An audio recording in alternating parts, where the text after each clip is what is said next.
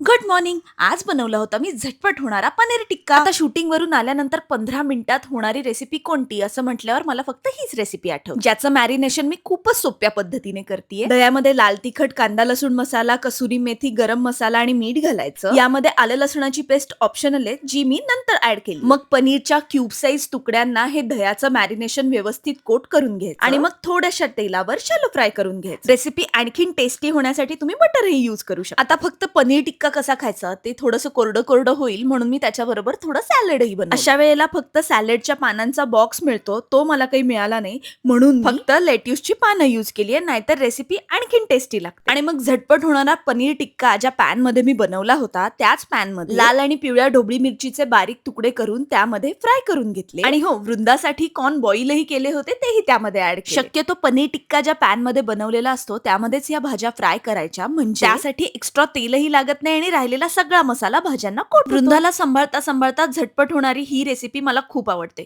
तुम्ही पण नक्की ट्राय करा.